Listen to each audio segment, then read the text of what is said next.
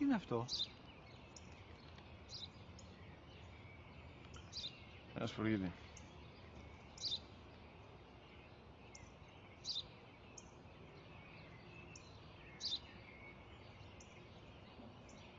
Τι είναι αυτό? Μόλις τώρα στο πατέρα, σπουργίτη είναι.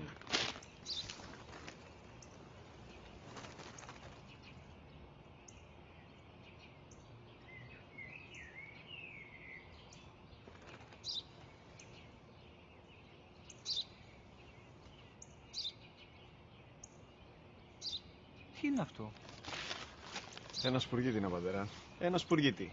Σπου-γι-τι.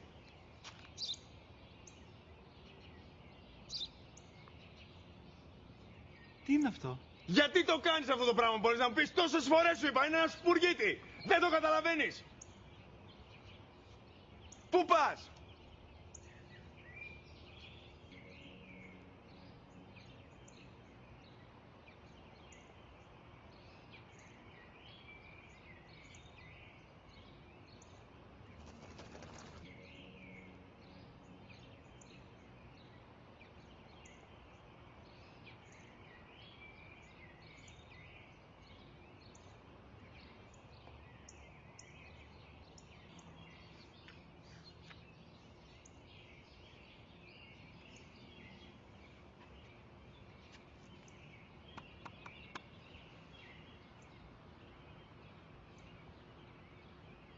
Δυνατά.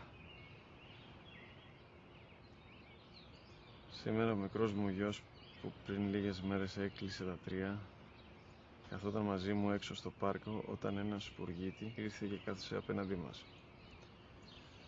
Ο γιος μου με ρώτησε 21 φορές τι ήταν αυτό και του απάντησα και τις 21 φορές ότι ήταν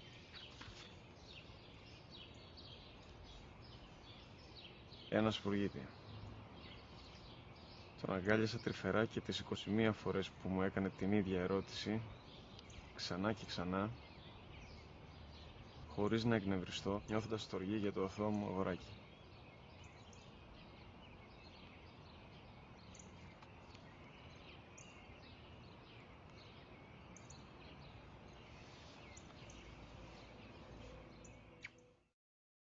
وقضى